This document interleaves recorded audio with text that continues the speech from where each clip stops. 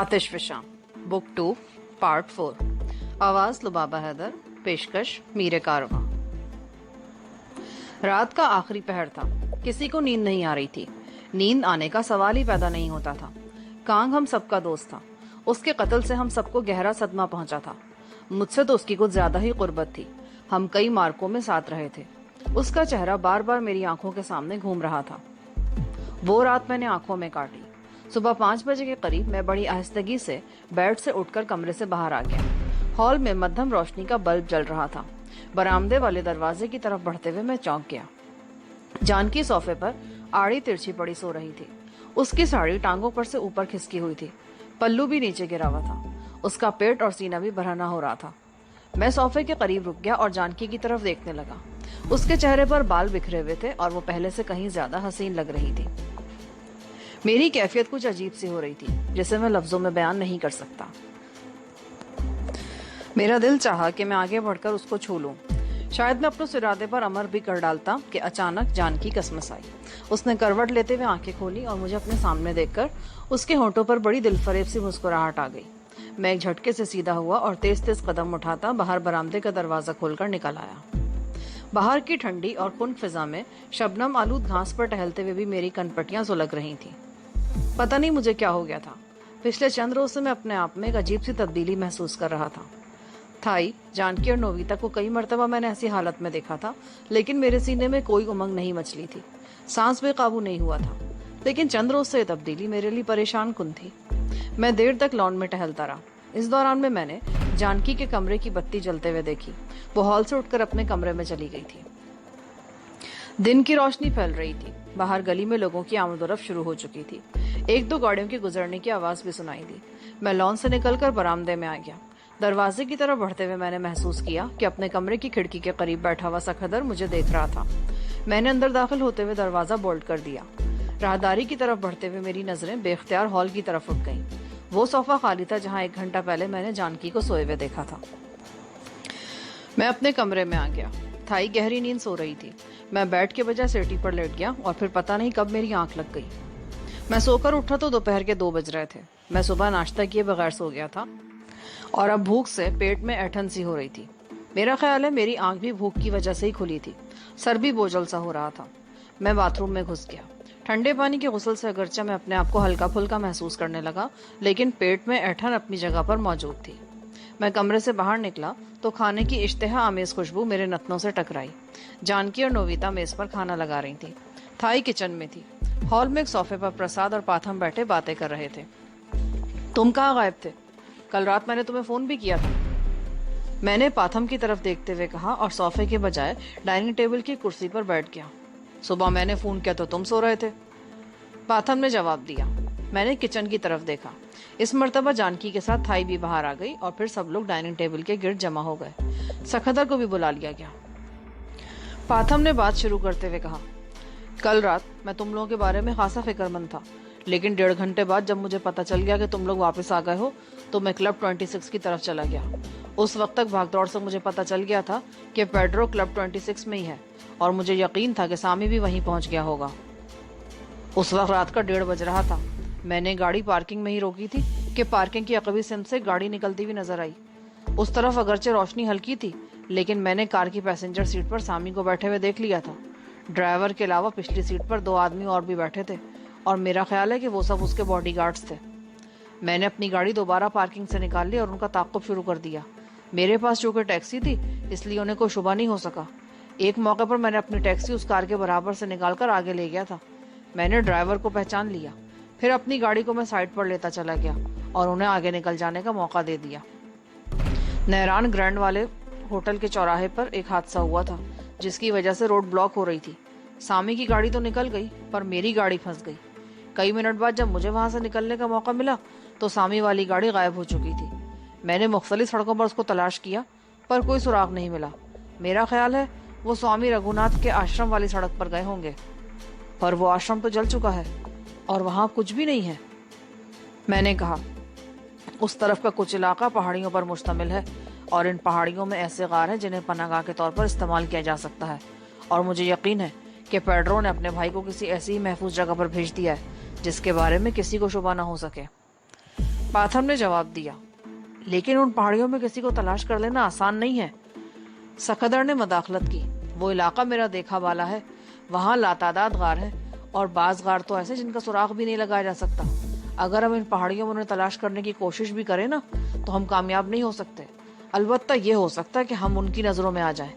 इस तरह वो तो हमें आसानी से खत्म कर देंगे पर हम उनका कुछ नहीं बिगाड़ सकेंगे। सखदर ठीक कहता है, मैंने कहा। इस तरह भटकने से बेहतर है कि पहले उनका सही ठिकाना मालूम किया जाए। तुमने कहा था कि तुमने सामी के ड्राइवर को पहचान लिया था। अगर वो हमारी गिरफ्त में आ जाए तो उससे सामी की खुफिया पनाहगाह का पता मालूम किया जा सकता है। वो मेरी वर्कशॉप के करीब ही एक और वर्कशॉप में 3 मरतबा अपनी गाड़ी ठीक कराने आ चुका है। अब ये तो पता चल गया है कि उसका ताल्लुक पेड्रो के गिरोह से है। मैं 1-2 रोज में उसका पता चला लूंगा और फिर उसकी जुबान खुलवाना ज्यादा मुश्किल नहीं होगा। तुम उसे तलाश कर लो, जुबान उसकी मैं खुलवाऊंगा। सखदर ने कहा, मैं 1-2 दिन में उसको तलाश कर लूंगा। पाथम ने जवाब दिया। मास्टर हुचन की तरफ से कोई इत्तला? मैंने सवालिया नजरों से थाई और जानकी की तरफ देखा। मास्टर हुचन का फोन आया था। कांग की आखिरी रसूमात आज सुबह 10 बजे अंजाम दी जा चुकी हैं। लोग हंगामा करने पर तुले हुए थे। महाराज ने उन्हें बड़ी मुश्किल से रोका था। वो कोई हंगामा नहीं चाहते, वो सिर्फ उस शख्स को सजा देना चाहते हैं जो कांग के कत्ल का जिम्मेदार है। थाई ने जवाब दिया, मेरा ख्याल है कि महाराज ठीक ही कहते हैं। खाने के बाद हम देर तक वहीं बैठे बातें करते रहे। 6 बजे के करीब पाथम जाने लगा तो सखदर भी उसके साथ हो लिया। बॉस, प्रसाद ने मेरी तरफ देखते हुए कहा, जानकी के इलाज, नोविता की देखभाल और तुम दोनों की दुआओं से अब मैं बिल्कुल ठीक हो गया हूँ और मेरा ख्याल है अब मैं मुफ्त की रोटियां तोड़ रहा हूँ। मुझे कुछ ना कुछ करना चाहिए।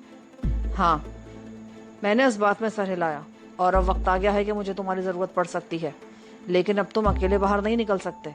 निकल सकता हूँ बॉस, इतने दिन घर में कैद होकर बैठा रहा हूँ तो वो मेरी मजबूरी थी, लेकिन अब मैं छुप कर नहीं बैठ सकता। मैं आज रात ही बाहर निकलूंगा और उन तमाम जगहों का चक्कर लगा कर आऊंगा जहां जहां पेड्रो से सामना होने की तवक्को की जा सकती है। और तुम मुझे जाने से रोकोगे नहीं बॉस? मैं चंद लम्हे उसकी तरफ देखता रहा, फिर गहरा सांस लेकर रह गया। मैं प्रसाद को नहीं रोक सकता था, रोकना भी नहीं चाहता था। मेरा भी यही ख्याल था कि छुप कर बैठे रहने से कोई फायदा नहीं था सिवाय वक्त जाया करने के। मैंने भी ये तय कर लिया था कि जरूरत पड़ी तो मैं भी बाहर जरूर निकलूंगा। रात 8 बजे के करीब प्रसाद चला गया। उस वक्त थाई और नोविता लॉन में बैठी थी और जानकी अंदर ही मुख्तलिफ कामों में मसरूफ थी। वो कभी किचन में जाती, कभी अपने कमरे में और कभी मेरे कमरे में। इस दौरान में वो कई मरतबा मेरे सामने से गुजरी और मैंने महसूस किया कि उसकी नजरें कुछ बदली बदली सी थी। मेरी तरफ देखते हुए उसके होंठों पर खफीफ सी मुस्कुराहट आ जाती थी। वो अपने लिबास की तरफ से भी बेपरवाह नजर आ रही थी। उसकी साड़ी का पल्लू नीचे लटक रहा था और उसने एक मर्तबा भी उसे दुरुस्त करने की कोशिश नहीं की थी। लेकिन जब थाई और नोविता अंदर आ गई तो जानकी ने साड़ी का पल्लू कंधे पर डाल लिया। 3 दिन गुजर गए, हालात में कोई तब्दीली नहीं आई। गोया एक जमूद सा तारी था। पेड्रो के कैंप में भी खामोशी थी और महाराज के कैंप में भी, लेकिन मैं समझ रहा था कि दोनों तरफ अंदर ही अंदर कोई खिचड़ी जरूर पक रही थी और ये खामोशी अपने अंदर कोई ऐसा जबरदस्त तूफान छुपाए हुए थी जो किसी भी वक्त अचानक ही फट पड़ेगा। चौथे रोज एक मामूली सा हंगामा हुआ। मास्टर हुचन के लड़कों और पेड्रो के गुंडों में तसादम हो गया था। दोनों तरफ के 2-2, 3-3 आदमी जख्मी हुए थे। पुलिस स्टेशन वहां से करीब ही था। पुलिस हंगामे की इत्तला मिलते ही वहां पहुंच गई थी। दोनों तरफ के लोग भाग गए थे। इस तरह हंगामा ज्यादा नहीं बढ़ सका, लेकिन मुझे यकीन था कि अब कुछ ना कुछ होने वाला है। और फिर उसी रात 11 बजे के करीब पाथम ने टेलीफोन पर इत्तला दी कि उसने मतलूबा ड्राइवर का पता चला लिया है और मैं फौरन YMC बिल्डिंग के सामने पहुंच जाऊं। ये इत्तला मिलते ही मैं तैयार हो गया। उस वक्त सकदर भी घर पर मौजूद था। मैंने उसे भी तैयार होने को कहा और मुझे हैरत हुई थी कि थाई ने मेरे साथ जाने के लिए जिद नहीं की थी और फिर उसकी वजह भी मेरी समझ में आ गई। वो बार बार अपनी पीठ खुजा रही थी। मैंने अपना खंजर भी पंडली से बांध लिया था और थाई का पिस्तौल भी पतलून की जेब में रख लिया। प्रसाद उस वक्त भी घर पर नहीं था। थाई और जानकी ने राइफलें तैयार करके रख ली ताकि हमारी अदम मौजूदगी में कोई गड़बड़ हो तो वो अपना दिफा कर सके। पाथम वाली गाड़ी मौजूद थी। सखदर ने स्टीयरिंग संभाल लिया और मैं पैसेंजर सीट पर बैठ गया। उस वक्त मुझे बड़ी शिद्दत से एहसास हुआ कि मुझे ड्राइविंग सीख लेनी चाहिए। मैं इस मामले में दूसरों का मोहताज था।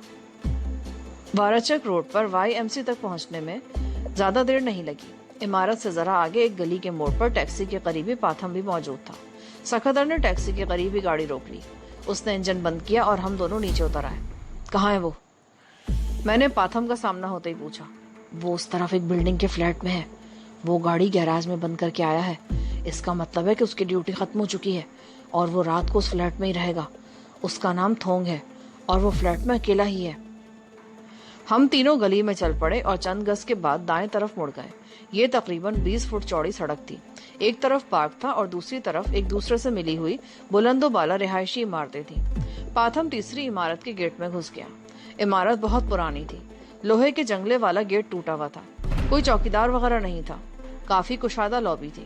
ایک دیوار پر لاتعداد لیٹر باکس لگے ہوئے تھے، ہر لیٹر باکس پر متعلقہ فلیٹ کا نمبر لکھا ہوا تھا اور ہر باکس کے ساتھ کال بیل کا بٹن بھی لگا ہوا تھا۔ سیڑھیاں ٹوٹی پھوٹی سی تھیں، لابی اور سیڑھیوں پر بکھری ہوئی گندگی اور کوڑے سے اندازہ لگایا جا سکتا تھا کہ نہ تو اس عمارت کی مناسب دیکھ بھال ہوتی تھی اور نہ ہی مکینوں کو صفائی وغیرہ سے کوئی دلچسپی تھی۔ صرف لابی میں ایک بلب روشن تھا جبکہ سیڑھیوں پر تاریکی تھی۔ پاتھم تیسری منزل کی راہداری میں مڑ گیا۔ راہداری کے آخری سرے پر مدھم روشنی کا بلب جل رہا تھا۔ وہ ایک دروازے کے سامنے رک گیا۔ میں نے پاتھم اور سکھدر کو اشارہ کیا۔ وہ دائیں بائیں دیوار کے ساتھ چپک گئے۔ میں نے دروازے پر ہلکی سی دستک دی لیکن کوئی جواب نہیں ملا۔ 1 منٹ کے انتظار کے بعد میں نے دوبارہ دستک دی۔ اس مرتبہ اندر سے ایک مردانہ آواز سنائی دی۔ کون ہے؟ دروازہ کھولو تھونگ، تمہارے لیے پیڈرو کا ایک پیغام ہے۔ اندر سے کچھ بڑبڑانے کی آواز سنائی دی، پھر کنڈی کھول دی گئی اور دروازہ ایک بالش کے قریب کھل گیا۔ کمرے میں بلب جل رہا تھا، اس کی روشنی میرے چہرے پر پڑ رہی تھی۔ درمیانے قد کے بھاری بھرکم تھونگ نامی اس آدمی نے جسم کے نچلے حصے پر تولیہ لپیٹ رکھا تھا۔ اس کے علاوہ لباس نام کی کوئی چیز اس کے جسم پر موجود نہیں تھی۔ تھونگ کی نظریں میرے چہرے پر تھیں اور پھر دوسرے ہی لمحے اس کے چہرے کا رنگ اڑ گیا۔ اس نے غالباً مجھے پہلے بھی کہیں دیکھا ہوا تھا اور وہ مجھے فوراً پہچان گیا تھا۔ اس نے دروازہ بند کرنے کی کوشش کی مگر میں نے پیر پھنسا دیا۔ کون ہو تم اور یہاں کیوں آئے ہو؟ وہ ہکلایا۔ تم سے ملنے۔ میں نے دھکا دے کر دروازہ کھول دیا اور اندر داخل ہوتے ہوئے اس کے چہرے پر ہتھیلی سے زوردار ضرب لگائی۔ وہ کراہتا ہوا لڑکھڑا گیا۔ پاتھم اور سکھدر بھی اندر آ گئے۔ پاتھم نے دروازہ لاک کر دیا۔ یہاں اور کون ہے؟ میں نے اس کے چہرے پر نظریں جماتے ہوئے پوچھا۔ اس کے جسم پر صرف تولیہ اور دائیں گال پر لپسٹک سے بنا ہوا نشان دیکھ کر میں سمجھ گیا تھا کہ اندر اس کے علاوہ اور کون ہے اور وہ کیا کر رہا تھا۔ کوئی نہیں ہے یہاں۔ تم یہاں کیوں آئے ہو؟ وہ خوف سے ہولے ہولے کانپنے لگا۔ تھونگ، تم وہاں کیا کر رہے ہو؟ باہر کون ہے؟ اندر سے ایک نسوانی آواز سنائی دی۔ میں نے تھونگ کے منہ پر زوردار گھونسا مارا۔ وہ چیخ کر گرا۔ اٹھتے ہوئے وہ ایک ہاتھ سے تولیہ سنبھالنے کی کوشش کر رہا تھا اور دوسرے ہاتھ سے ہونٹ پوچھ رہا تھا جہاں سے خون بہہ رہا تھا۔ وہ جیسے ہی اٹھا میں نے ایک زوردار ٹھوکر لگائی۔ وہ لڑکھڑاتا ہوا دائیں طرف کے ایک دروازے میں گرا اور جیسے ہی میں آگے بڑھا میری نظر اس لڑکی پر پڑی جو بیڈ سے اٹھنے کی کوشش کر رہی تھی۔ اس کے جسم پر لباس نام کی کوئی چیز نہیں تھی۔ پہلے تھونگ کو اندر کی طرف گرتے اور پھر مجھے دروازے میں دیکھ کر اس لڑکی کے منہ سے ہلکی سی چیخ نکل گئی۔ وہ بدحواسی میں بیڈ کے قریب کرسی پر پڑے ہوئے اپنے لباس کی طرف لپکی، لیکن سکھدر نے بڑی تیزی سے کمرے میں داخل ہو کر اسے دبوچ لیا۔ لڑکی کے منہ سے نکلنے والی چیخ ادھوری رہ گئی۔ سکھدر نے ایک ہاتھ سے اس کا منہ دبا لیا تھا۔ اسے چھوڑ دو اور اگر یہ دوبارہ چیخنے کی کوشش کرے تو بے شک اس کا گلا گھونٹ دینا، میں نے سکھدر سے کہا اور پھر لڑکی کی طرف دیکھتے ہوئے کہا، لباس پہن کر خاموشی سے بیڈ پر بیٹھ جاؤ۔ اگر تم نے شور مچانے کی کوشش کی تو یہ تمہیں زندہ نہیں چھوڑے گا۔ سکھدر نے لڑکی کو چھوڑ دیا۔ وہ خوف سے بری طرح کانپ رہی تھی۔ اس نے الٹا سیدھا لباس پہنا اور بیڈ پر بیٹھ گئی۔ وہ اب بھی خوف کے مارے تھر تھر کانپ رہی تھی۔ تم بھی کپڑے پہنو، میں نے تھونگ کو ٹھوکر مارتے ہوئے کہا۔ وہ اٹھ کھڑا ہوا۔ تولیہ اس کے جسم سے الگ ہو گیا تھا۔ وہ بھی تھر تھر کانپ رہا تھا۔ وہ بیڈ کے قریب فرش پر پڑی ہوئی پتلون اٹھا کر پہننے لگا۔ دراصل میں اس لڑکی کی موجودگی میں تھونگ سے سامی کے بارے میں کچھ نہیں پوچھنا چاہتا تھا، نہ ہی میں لڑکی کو کوئی نقصان پہنچانا چاہتا تھا۔ بس یہ پتلون ہی کافی ہے، تمہیں مزید لباس کی ضرورت نہیں، میں نے کہا اور پھر سکھدر کی طرف متوجہ ہو گیا۔ اس لڑکی کے ہاتھ پر باندھ کر یہاں ڈال دو، صبح کوئی نہ کوئی فلیٹ میں آ کر اسے کھول دے گا۔ سکھدر نے حکم کی تعمیل میں زیادہ دیر نہیں لگائی۔ لڑکی کے ہاتھ پیر باندھ کر اس کے منہ میں بھی کپڑا ٹھونس دیا گیا۔ میں نے جیب سے پستول نکالا اور تھونگ کو باہر نکلنے کا اشارہ کیا۔ پاتھم نے باہر کا دروازہ کھول کر راہداری میں جھانکا اور ہمیں اشارہ کر دیا۔ ہم فلیٹ سے باہر آ گئے۔ پاتھم نے دروازہ بھیڑ دیا تھا۔ پاتھم کے ورک شاپ تک پہنچنے میں ہمیں زیادہ دشواری پیش نہیں آئی۔ پاتھم کی ٹیکسی آگے تھی اور میں دوسری گاڑی میں تھونگ کو پستول کی زد پر لیے بیٹھا تھا جبکہ سکھدر ڈرائیونگ کر رہا تھا۔ थोंग को हम वर्कशॉप के पिछले हिस्से में एक कमरे में ले आए। यहाँ मध्यम रोशनी का एक बल्ब जल रहा था। कमरे में गाड़ियों के नाकारा पुर्जे बिखरे हुए थे। हम तुमसे सिर्फ एक बात पूछने के लिए यहाँ आए हैं, पेड्रो का भाई सामी कहाँ है? मैंने थोंग की तरफ देखते हुए कहा और पिस्तौल जेब में रखकर पिंडली से बंधा हुआ खंजर निकाल लिया। मैं नहीं जानता, मैं उसके बारे में कुछ नहीं जानता।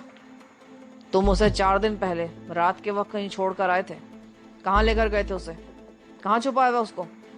मुझे नहीं मालूम, मुझे नहीं पता। खौफ की शिद्दत से उसके मुंह से आवाज भी नहीं निकल रही थी। मैंने खंजर की नोक से उसके सीने पर एक लंबी सी लकीर खींच दी। वो चीखने लगा तो सखादर ने जल्दी से उसका मुंह दबा दिया। मैं तुम्हारे जिस्म पर इस तरह सुर्ख लकीरों का जाल बना दूंगा, तुम्हारा सारा खून बह जाएगा और तुम भी खत्म हो जाओगे। मैंने एक और लकीर खींच दी। वो बुरी तरह मचलने लगा। मेरे इशारे पर सखादर ने उसके मुंह से हाथ हटा लिया। मैं नहीं जानता, पेड्रो मुझे जिंदा नहीं छोड़ेगा। जिंदा तो तुम्हें मैं भी नहीं छोड़ूंगा। मैंने सखादर को इशारा किया और इस मर्तबा मैंने थोंग के पेट पर एक गहरी लकीर खींच दी। वो बुरी तरह तड़पा। मैंने 2-3 लकीरें और खींच दी।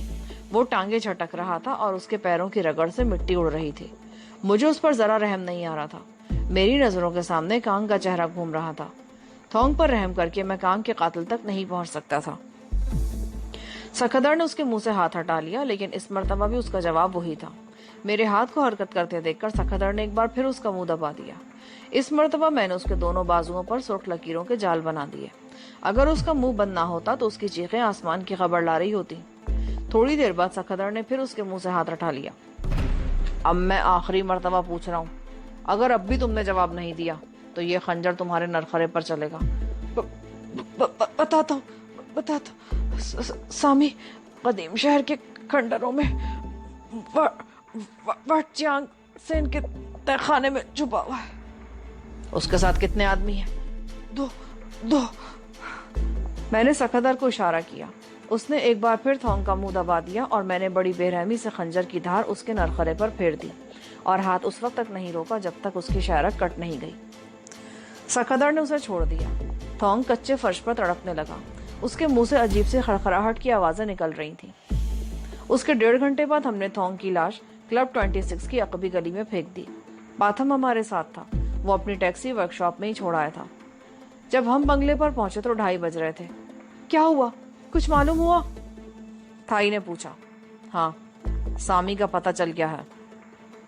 मैंने मुख्तसर सा जवाब दिया और तफसील बताना मुनासिब नहीं समझा। उस रात मैं अपने आप में एक अजीब सी सनसनी की कैफियत महसूस करता रहा। मैंने अपनी आंखों के सामने कई कत्ल होते देखे थे। खून में लथपथ लाशें देखी थी। पहले मैं उन लाशों को देखकर डर जाया करता था। किसी को कत्ल होते देखकर मेरे ऊपर अजीब सी कैफियत तारी हो जाया करती थी। और फिर एक मर्तबा मैंने पैमेला को दारा के हाथों कत्ल होते देखा था। वो उसके खूबसूरत जिस्म पर खंजर चलाते हुए कितना लुत्फानंदोज हो रहा था।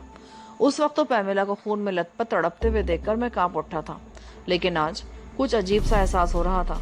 थोंग के जिस्म पर खंजर की नोक से लकीरें खींचते हुए मुझे अजीब सा मजा महसूस होता रहा था। मैं रात भर अजीब सी कैफियत में मुब्तला रहा। कभी पूरे जिस्म में सनसनी की लहरें दौड़ने लगती और कभी मेरा दिमाग बिल्कुल सुन्न हो जाता। पाथम और सखादर सुबह नाश्ता करते निकल गए थे। पाथम को तो अपने वर्कशॉप का वो कमरा साफ करना था जहां थोंग को ज़िबा किया गया था, और सखादर को थोंग के कत्ल का रद्द-ए-अमल मालूम करना था। छुट्टी का दिन था। शहर के होटलों और नाइट क्लबों में रात देर तक हंगामे जारी रहते थे और संडे नाइट को तो क्लबों से लोगों की वापसी रात को आखिरी पहरी हुआ करती थी। सखादर 3 घंटे बाद वापस आ गया। उसने बताया कि थोंग की लाश सुबह 4 बजे के करीब मिल गई थी। उसके कत्ल का इंकशाफ होते उस इलाके में खौफ व हिरास फैल गया था। क्लब 26 और आसपास के होटलों से निकलने वाले लोग बड़ी उजलत में वहां से चले गए थे। पेड्रो भी उस वक्त क्लब में मौजूद था। वो जख्मी नाक की तरफ फनकारता फिर रहा था। उसने पुलिस को इत्तला देने की बजाय थोंग की लाश गायब करवा दी थी। वो समझ गया था कि ये किसकी हरकत है। उसने खुलकर कहा था कि वो थोंग के कातिल को माफ नहीं करेगा। और फिर दोपहर 3 बजे के करीब पाथम भी आ गया और हम पेड्रो के भाई सामी को घेरने का प्रोग्राम बनाने लगे। कदीम शहर एवाथाया के खंडरात बैंकॉक के मशरक में 76 किलोमीटर के फासले पर वाक़ थे। ये शहर 400 साल तक सियाम यानी थाईलैंड का दारुल हुकूमत रहा था। इन 4 सदियों में इस शहर ने बड़े उरूज ज़वाल देखे थे। बर्मा के हुक्मरान इस शहर पर कब्जा करने के लिए बार बार हमलावर होते रहे थे। एवाथाया ने हर मर्तबा डटकर बर्मी हमलावरों का मुकाबला किया था, लेकिन बिला आखिर 1967 में बर्मी हमलावर अपने मकसद में कामयाब हो गए और उन्होंने इस खूबसूरत शहर की ईंट से ईंट बजा दी। एवाथाया की तबाही के बाद शहंशाह टॉक्सन ने दरियाए चाओ फारिया के मगरबी किनारे पर वाक़ थानबोरी नामी गांव को अपना दारुल हुकूमत बना लिया और अपनी बिखरी हुई कुव्वत को जमा करके न सिर्फ बर्मियों को एवाथाया से मार भगाया बल्कि लाओस और कंबोडिया के बहुत से इलाके अपनी सल्तनत में शामिल कर लिए थे। लेकिन सिर्फ 15 साल बाद शहंशाह टॉक्सन का इंतकाल होते ही उसके सबसे करीबी दोस्त और फौज के जनरल चाओ ने मुल्क पर कब्जा कर लिया और दारुल हुकूमत को दरियाए चाओ फारिया के दूसरे किनारे पर मुंतकिल कर दिया। उस इलाके को पहले क्रोंग थीप और फिर बैंकॉक का नाम दिया गया, जो तरक्की करता हुआ दरिया के दोनों तरफ मीलों दूर तक फैल चुका है। कदीम शहर एवाथाया के मीलों दूर तक फैले हुए खंडरात आज भी अपने अंदर माजी की अजमतों को छुपाए हुए हैं। बैंकॉक आने वाले गैर मुल्की सयाह और आसार कदीमा से दिलचस्पी रखने वाले लोग ये खंडरात देखने के लिए जरूर जाते हैं। छुट्टी के रोज वहाँ कुछ ज्यादा ही रौनक होती थी और मेरा ख्याल था कि हम भी शाम से पहले पहले वहाँ पहुँच जाएं और फिर मौका मिलते ही वार्ड चियांग सेन वाले खंडर के तहखाने पर हल्ला बोल दें। मुनासिब ख्याल है, मैंने वो खंडरात देखे हुए हैं। हम किसी दुश्वारी के बगैर वार्ड चियांग सेन तक पहुँच जाएंगे। पाथम ने कहा, तो फिर ठीक है, रवानगी के लिए तैयार हो जाओ। ये कहते हुए मैं उठ खड़ा हुआ। प्रसाद भी हमारे साथ जाने को तैयार था, लेकिन मैंने उसे मना कर दिया। एक आदमी का यहाँ खवातीन के पास रहना भी जरूरी था। अपनी प्रॉब्लम होने के बावजूद थाई भी हमारे साथ जाने को तैयार थी, लेकिन मैंने उसे सख्ती से मना कर दिया। अगर ऐन वक्त पर उसकी पीठ वहां खुजलाने लगती तो मैं उसे संभालता या सूरत हाल का मुकाबला करता। खंडरात की सैर को जाने वाले टूरिस्टों की पार्टी में कोई न कोई औरत जरूर शामिल होती है। करीब खड़ी जानकी ने कहा, मेरा ख्याल है अगर मैं साथ जाना चाहूँ तो किसी को कोई एतराज नहीं होगा। मैं कोई प्रॉब्लम क्रिएट नहीं करूंगी, बल्कि हो सकता है मेरी वजह से कोई आसानी पैदा हो जाए। चंद लम्हों तक मैं सोचता रहा। अगर सामी को फांसने के लिए चारे की जरूरत पड़ जाए तो ऐसी सूरत में जानकी उस जैसा अय्याश शख्स के लिए बेहतरीन चारा साबित हो सकती थी। जानकी अपने कमरे में घुस गई और चंद मिनट बाद तैयार होकर आ गई। मैं उसे देखकर पलक झपकना भूल गया। वो नीले रंग की मुख्तसर सी नेकर और स्लीवलेस ब्लाउज में थी। उसने बालों को समेटकर सर के ऊपर जूड़ा सा बना लिया था। हल्के से मेकअप में उसका हुस्न कुछ और भी निखरा हुआ नजर आ रहा था। दाएं कंधे पर गुलाबी कपड़े का एक थैला लटका हुआ था। मैंने होटलों, नाइट क्लबों में और सड़कों पर घूमते हुए गैर मुल्की सयाहों को देखा था। उनके साथ कोई न कोई हसीन और जवान औरत जरूर होती थी। वो लोग थैले कंधों पर लटकाए दुनिया भर की सयाहत करते फिरते थे और उनके अखराजात वही खूबसूरत औरत पूरे करती थी जिसे आमतौर पर बैरियर चेक कहा जाता था, कि जब चाहा कैश करवा लिया। मैंने भी अपने हुलिये में थोड़ी बहुत तब्दीली कर ली थी और रवानगी से पहले हमने थाई वगैरह को बता दिया था कि हम रात खंडरों में ही रहेंगे। इसीलिए हमने खाने पीने का कुछ सामान भी गाड़ी में रख लिया था। हमें ज्यादा वक्त शहर से निकलने में लगा। कदीम शहर एवाथाया की तरफ जाने वाली सड़क पर इक्का दुक्का गाड़ियों की आमदोरफ्त जारी थी। हम पाथम की टैक्सी में थे। वो ड्राइविंग कर रहा था। सकदर उसके साथ वाली सीट पर था और मैं जानकी के साथ पिछली सीट पर था। उस टैक्सी की वजह से हम पर किसी किस्म का शुबा भी नहीं किया जा सकता था। जब हम कदीम शहर पहुंचे तो 6:15 बज रहे थे। मीलों दूर तक खंडरात फैले हुए थे और उन खंडरात को देखकर माजी में इस शहर की खूबसूरती और अजमत का अंदाजा लगाया जा सकता था। ज़राई इलाका होने की वजह से इस शहर ने खूब तरक्की की थी, लेकिन बिला आखिर उसका उरूज भी जवाल की बस्तियों में खो गया था। पाथम में टैक्सी बैंक पाइन पैलेस से जरा आगे ले जाकर रोक ली थी। इस महल के खंडरात कई एकड़ रकबे पर फैले हुए थे और गालिबन ये उस तबाहशुदा शहर की वाहिद इमारत थी जो अब भी किसी हद तक अपनी शान और शौकत बरकरार रखे हुए थी। बैंक पाइन पैलेस दरअसल कई छोटी बड़ी इमारतों पर मुश्तमिल था और ये इमारतें दूर दूर तक फैली हुई थी। इस महल के करीबी एक और इमारत में बैंक साई आर्ट गैलरी भी कायम थी और ज्यादातर सयाहों की तवज्जो उसी महल और आर्ट गैलरी पर मरकूज थी। उस तरफ खाने पीने की अशिया के कुछ स्टॉल वगैरह भी थे। हम लोग टैक्सी से उतरकर बैंक पाइन पैलेस के सामने से गुजरते हुए पिछली तरफ चले गए। कुशादा गलियों और सड़कों को देखकर अंदाजा लगाया जा सकता था कि ऊंचे नीचे टीलों पर यह शहर बड़े सलीके से आबाद किया गया था। पाथम आगे आगे चल रहा था। वो एक माहिर गाइड की तरह हमें इन खंडरात के बारे में बता रहा था। आसपास कुछ और सयाह भी घूम रहे थे। जानकी मेरे साथ थी और करीब से गुजरने वाले लोग घूम घूम कर उसकी तरफ देख रहे थे। पाथम एक टीले पर रुक गया। आसपास के इलाके को देखकर अंदाजा लगाया जा सकता था कि यहाँ की आबादी गुंजान थी। छोटे छोटे मकानों के खंडर चारों तरफ बिखरे हुए थे। वो वार्ड चियांग सेन के खंडर हैं। पाथम ने एक तरफ इशारा किया। वहां से तकरीबन आधा मील दूर नशेब में मंदिरों से मिलती जुलती दो बहुत बड़ी इमारतों के खंडर नजर आ रहे थे। दोनों इमारतें एक दूसरे से तकरीबन 50 गज के फासले पर थीं। उनमें से एक इमारत बड़ी थी, उसकी बुलंदी 100 फुट से कम किसी तरह नहीं हो सकती थी और वो वसी रकबे पर फैली हुई थी। दूसरी इमारत बुलंदी में उससे 15-20 फुट कम थी। उस इमारत ने भी बहुत लंबा चौड़ा रकबा घेर रखा था। उनके आसपास और भी छोटी छोटी बहुत सी इमारतें थीं जो मुकम्मल तौर पर तबाह हो चुकी थीं। उन दोनों बड़ी इमारतों के सामने तकरीबन 100 गज के फासले पर एक बहुत बड़ा चबूतरा था, जिसके ऊपर कब्रनुमा एक और कुशादा चबूतरा बना हुआ था। अंदाजा लगाया जा सकता था कि किसी जमाने में उस ऊपर वाले चबूतरे पर कोई मुजस्समा नस्ब रहा होगा। वार्ड चियांगसेन के वो खंडरात हमसे तकरीबन आधा मील के फासले पर थे और रुखसत होती धूप बराह रास्त उन खंडरों पर पड़ रही थी। 5-6 सयाहों पर मुश्तमिल एक पार्टी उन खंडरों से निकलकर हमारी तरफ आ रही थी। उनमें 2 औरतें थीं। एक ने तो जानकी की तरह मुख्तसर सी नेकर और बगैर आस्तीन की धारीदार टी शर्ट पहन रखी थी। उसके हाथ में कैमरा भी था, जबकि दूसरी औरत ने जीन्स और ओपन शर्ट पहन रखी थी। मर्दों के हुलिये भी कुछ ऐसे ही थे। उनके साथ एक गाइड भी था। हमारे करीब पहुंचकर वो थोड़ी देर को रुके और फिर आगे बढ़ गए।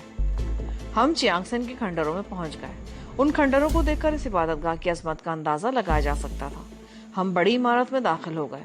एक बहुत वसी और अरीज हॉल था, जिसके वस्त में तकरीबन 8 फुट ऊंचा एक वसी चबूतरा बना हुआ था। ये चबूतरा भी टूट फूट चुका था। हॉल के अतराफ में कई राहदारियां और कमरे थे। कमरों के दरवाजे और चौखटें गायब थीं। दीवारें उधड़ी हुई थी। कई जगहों से ईंटें भी उखाड़ी हुई थी।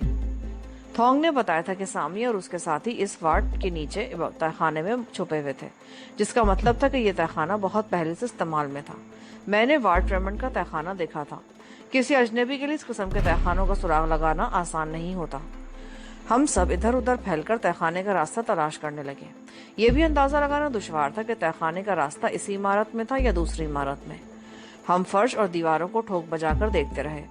दूसरी इमारत में भी जाकर देखा, लेकिन इस तरह रास्ता तलाश कर लेना आसान नहीं था। ये भी अंदेशा था कि तहखाने में मौजूद सामी और उसके साथियों को हमारी मौजूदगी का पता चल गया तो वो होशियार हो जाएंगे। एक तरीका है, जानकी ने मेरी तरफ देखते हुए कहा। हम मुख्तलिफ जगहों पर छुपकर इंतजार करें। मुझे यकीन है कि वो रात को किसी न किसी वक्त जरूर बाहर निकलेंगे और उस वक्त मेरा ख्याल है यही मुनासिब रहेगा। मैंने उसकी बात मुकम्मल होने से पहले ही फैसला सुना दिया। हम वार्ड की इमारत से बाहर आ गए और वापस जाने वाले रास्ते पर खंडरों की आड़ में चलते हुए मुख्तलिफ सिमतों में फैल गए। पाथम मगरिब की तरफ चला गया था और सखदर दूसरी तरफ निकल गया था। पाथम के पास अपना पिस्तौल मौजूद था। राइफल मैंने सखदर को दे दी थी। थाई वाला पिस्तौल जानकी के थैले में था, जबकि मेरी पिंडली से खंजर बंधा हुआ था। मैं और जानकी वार्ड की पिछली तरफ तकरीबन 50 गज के फासले पर एक और इमारत के खंडर में आ गए। यहाँ से हम वार्ड के खंडरों पर पूरी तरह निगाह रख सकते थे। ये इमारत भी पगोडा किस्म की थी, जिसकी छत गायब थी और दीवारें भी टूट फूट चुकी थी। एक बहुत बड़ा हॉल था और उसके अतराफ में भी कमरे थे। हम एक ऐसी जगह पर आ गए जहाँ से हम चारों तरफ नजर तो रख सकते थे, लेकिन कोई हमें नहीं देख सकता था। वक्त धीरे धीरे गुजरता गया। सन्नाटे में झींगरों की आवाजें बड़ा खौफनाक तासुर दे रही थी। ऐसी जगहों पर सांपों, बिच्छुओं और जहरीले कीड़े मकोड़ों का भी अंदेशा रहता था। आधी रात बीत चुकी थी। चांद भी निकल आया था। मध्यम सी चांदनी में खंडरात का मंजर दिल दहला देने वाला था। अचानक ही एक तरफ से किसी पत्थर के लुढ़कने की आवाज सुनकर मैं चौंक उठा और आंखें फाड़ फाड़ कर आवाज की तरफ देखने लगा। जानकी भी मेरे साथ चिपक गई थी। वो भी इधर उधर घूर रही थी और फिर उसने एक तरफ इशारा किया। उस तरफ देखते ही मेरे मुंह से गहरा सांस निकल गया। वो शायद कुत्ता था या उसी कदो कामत के कोई और जानवर था जो वार्ड वाले खंडरों से निकलकर दाएं तरफ जा रहा था। मैं एक बार फिर संभल कर बैठ गया और उसके साथ ही मुझे यूं लगा जैसे मेरे पैरों के नीचे से जमीन निकल रही हो। मैं समझा कि शायद मुझे चक्कर आ रहा है। मैं संभलने की कोशिश करने लगा, लेकिन जमीन तेजी से मेरे पैरों के नीचे से निकल जा रही थी और मैं नीचे ही नीचे धंसता जा रहा था। मैंने जानकी का हाथ पकड़ लिया। वो भी मेरे साथ जमीन में धंसने लगी। हम दोनों बड़ी तेजी से किसी ढलान पर लुढ़क रहे थे। जानकी मेरे साथ लिपट गई थी। मिट्टी और छोटे छोटे पत्थर भी हमारे साथ लुढ़क रहे थे और बिलाखिर हम एक जगह पर रुक गए। मैंने अपने आप को जानकी की गिरफ्त से छुड़ाया और इधर उधर देखने लगा। गहरी तारीकी थी। हाथ को हाथ सुझाई नहीं दे रहा था। जानकी एक बार फिर मुझसे लिपट गई। मुझे समझने में देर न लगी कि हम उस पगोडा के तहखाने में पहुंच गए थे, लेकिन हैरत की बात थी कि मुझे घुटन का कोई एहसास नहीं हो रहा था। किसी तरफ से ताज़ा हवा के झोंके मेरे चेहरे से टकरा रहे थे। मैंने सर उठाकर ऊपर देखा। ہمارے گرنے سے جو خلا سا بن گیا تھا وہاں سے آسمان پر تارے چمکتے ہوئے نظر آ رہے تھے. وہ خلا کوئی 15 فٹ اونچا تھا اور اس تک پہنچنا ممکن نہیں تھا. یہاں پر پارٹ 4 کا اختتام ہوتا ہے. آگے کہانی سننے کے لیے پارٹ 5 سماعت فرمائیں.